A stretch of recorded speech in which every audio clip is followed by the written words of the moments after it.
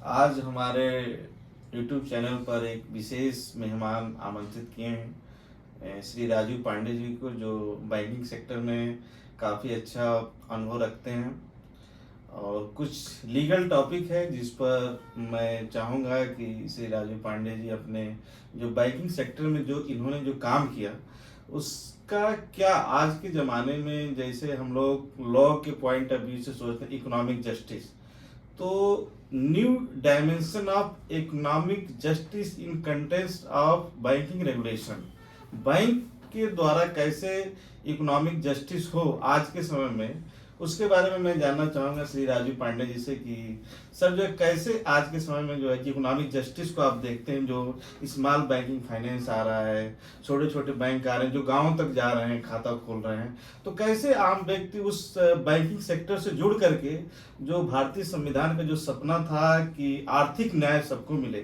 तो उस पर थोड़ा सा सर आप जो प्रकाश डालिए। देखिए, पहले 100 साल पहले देख लीजिए कि पहले लोग गांव बैंक में भी खाते नहीं खोलते थे। जी जी।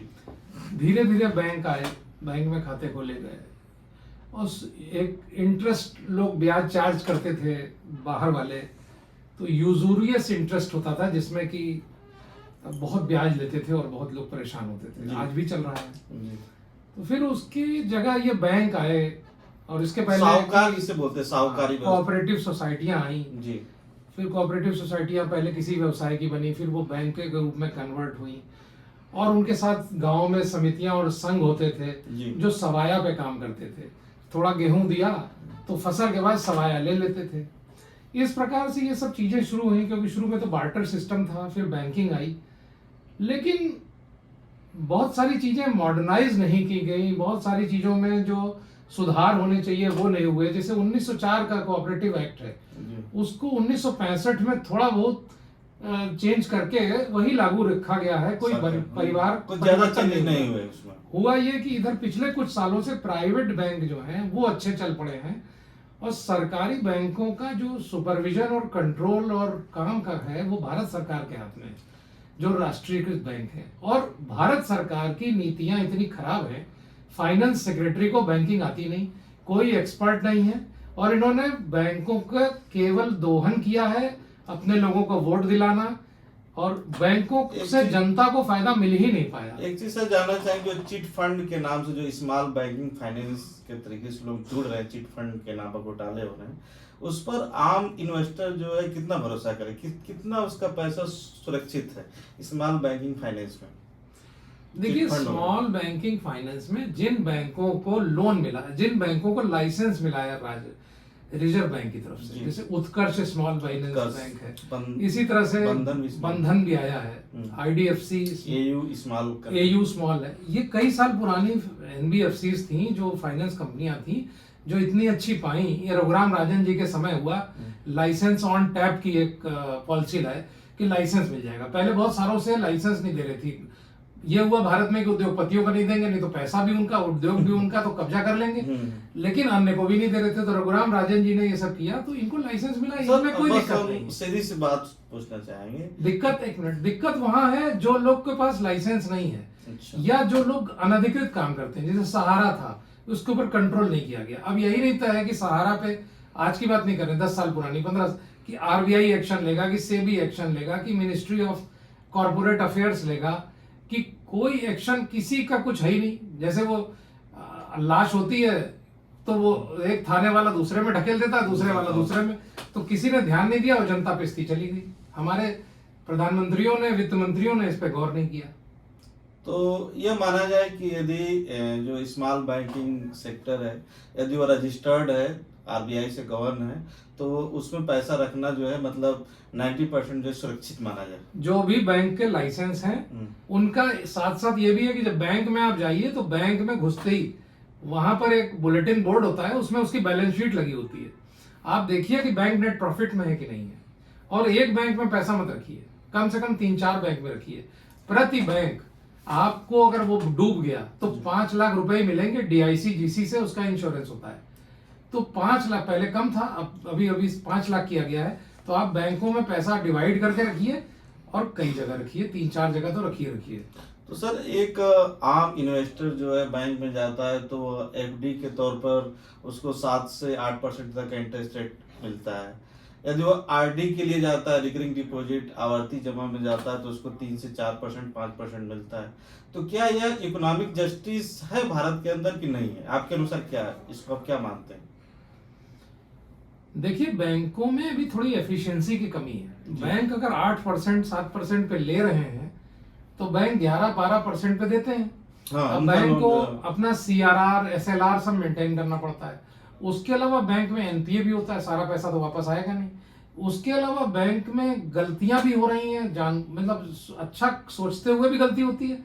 दूसरा, करप्शन भी होता है, पॉलिटिकल इंटरफेरेंस है, स्कैम बहुत सारे चल रहे हैं। ऊपर से फोन आता है कि आप इनको लोन दीजिए। नीरव मोदी वाला कांड हुआ, वो अधिकारी सालों से चेंज नहीं हुआ था, ऑर्डर हुआ भी था चेंज का तो वहीं रख दिया गया।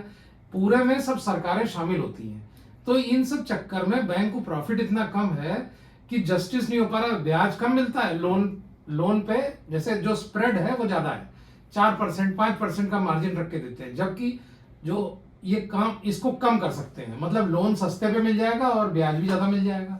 लेकिन ये चीजें अभी हो नहीं पा रही हैं क्योंकि बैंकों का जो नियंत्रण सरकार के द्वारा किया जा रहा है ये वही सर हम देख रहे हैं कि प्राइवेट सेक्टर में जाते हैं तो म्यूचुअल फंड हैं वो जो है 10% से ज्यादा 15%, 16%, 22%, 25% दे रहे हैं। अदर बैंक हैं जो 7%, 8% पर भी लटके हैं। तो क्या ये जो सिस्टम में गैप क्यों है, इतना बड़ा गैप क्यों देखने को मिल रहा है कि यदि जो है प्राइवेट सेक्टर में कोई जा रहा है तो उसको इंटरेस्ट रेट ज्यादा मिल रहा है, और यदि हम पब्लिक सेक्टर के बैंक में जाते हैं तो वहां पर हमें इंटरेस्ट रेट कम मिल रहा है। तो हम तो नहीं समझ पा रहे हैं कि पूरी तरीके से इकोनॉमिक जस्टिस हो रहा है। नहीं, देखिए, जो आप कह रहे हैं प्राइवेट और पब्लिक के, देखिए ब्याज दरों में कोई खास अंतर नहीं है। जैसे एसबीआई में जाइए या आईसीआईसीआई में जाइए, किसी भी प्राइवेट, उसमें अंतर नहीं है। अंतर जो आपने सवाल पूछा है उसमें अंतर इस बात पे आता है कि जो बैंकों में पैसा जमा करते हैं, चाहे वो निजी या उसमें, जो लोन बैंकों में डिपॉजिट करते हैं लोग, एफडी या आरडी जो आपने कहा आवर्ती जमा, उसकी तुलना में जो लोग म्यूचुअल फंड में लगाते हैं तो उनमें बहुत अंतर आता है। लेकिन ये चीज ही अलग है। आप ये दोनों अलग अलग मुद्दे, इनकी कोई तुलना नहीं हो सकती। मैं इसको विस्तार से बता सकता हूँ। लोग ये कहते हैं कि म्यूचुअल फंड में जो है सुरक्षित नहीं है, अन्य में क्या है, तो थोड़ा म्यूचुअल फंड के बारे में बताइए, क्या चीज है, कौन सी ऐसी चीज है जो म्यूचुअल फंड में ज्यादातर लोगों का पैसा सुरक्षित रहे, उस पर थोड़ा जो है। देखिए, म्यूचुअल फंड बहुत सुरक्षित है। म्यूचुअल फंड 1964 से यूटीआई से शुरू हुआ। थोड़ी शुरू में गड़बड़ियां हुई, यूनिट 64 वगैरह की हुई, लेकिन कुल मिलाकर के म्यूचुअल फंड बहुत सुरक्षित है। आज तक किसी भी म्यूचुअल फंड ने किसी भी स्कीम के पेमेंट में कोई ऐसी कोई गड़बड़ी नहीं हुई है। बीच में डेट फंड्स में हुई थी, वो भी सब पैसा मिल गया है, तो कोई बड़ी बात नहीं हुई है। वो भी शेयर वाली योजनाओं में कभी कोई दिक्कत नहीं आई है।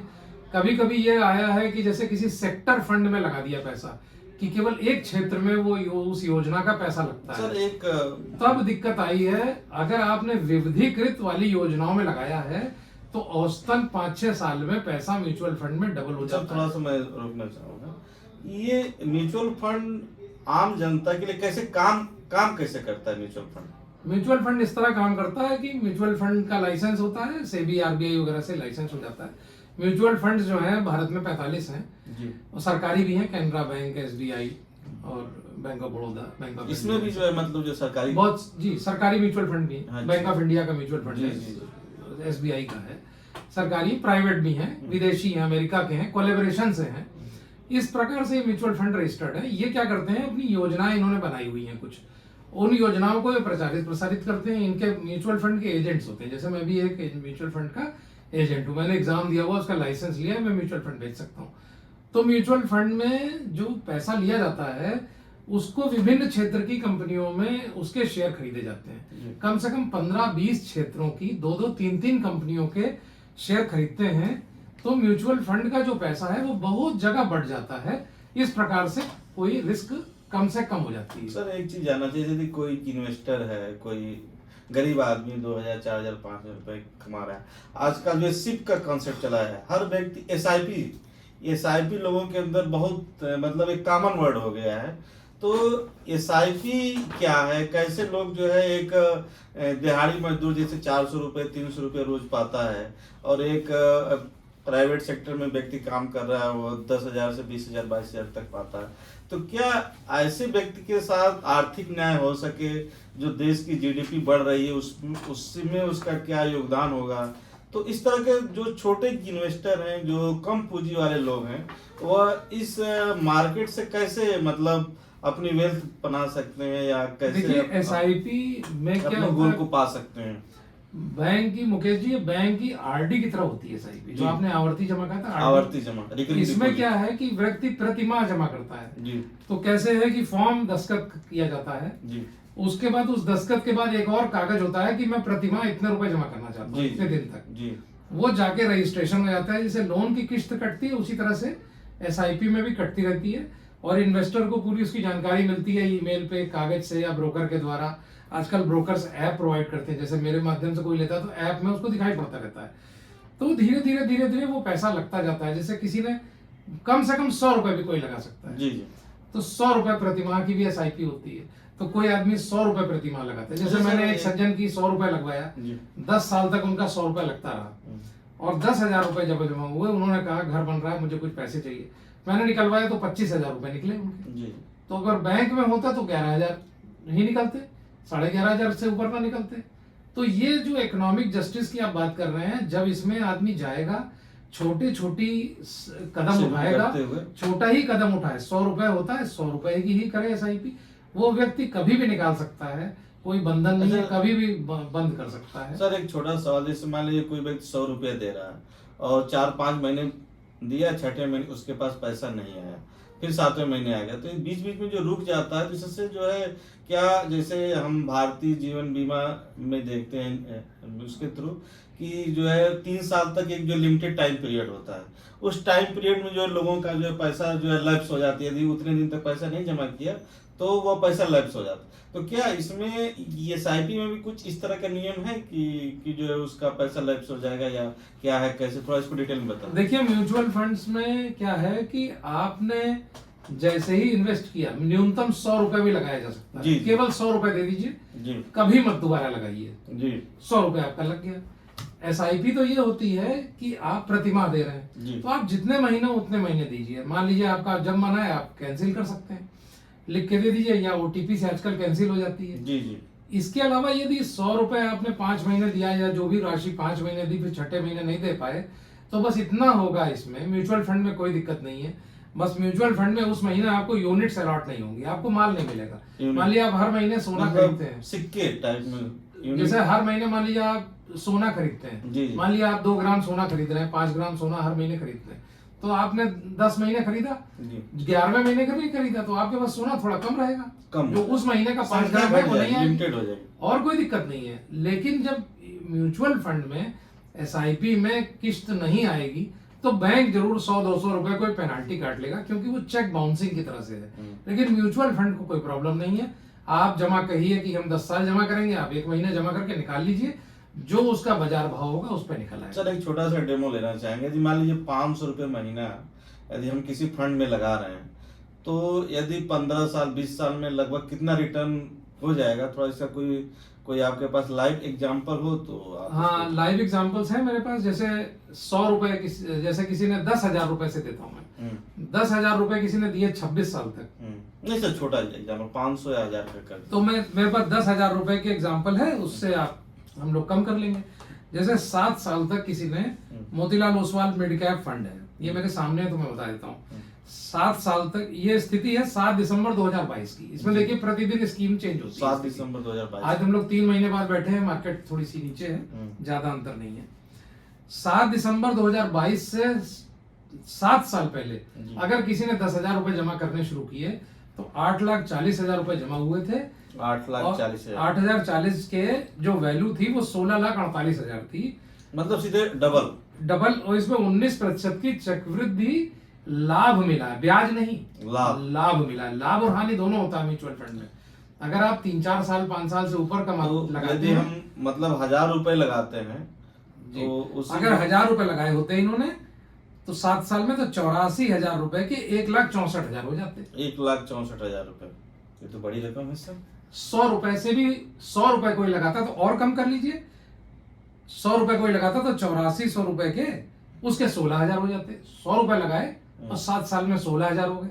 अब तो बहुत गरीब आदमी की कल्पना करिए, कोई 100 रुपए लगा रहा हो महीने में, एक महीने में, और 7 साल के बाद उसको 16,000 मिल जाए, उसका काम चल जाएगा। उसका काम चल। लेकिन क्या है कि चीजें गरीबों तक पहुंच नहीं पाती, उसमें मार्जिन कम है ब्रोकर्स को कोई सैलरी तो मिलती नहीं है। या तो सरकार ऐसी कोई योजना लेके आए कि कोई निश्चित कोई तरीका लाए कि छोटे, बीच में एक योजना आने की बात हुई थी, वो लागू नहीं हुई।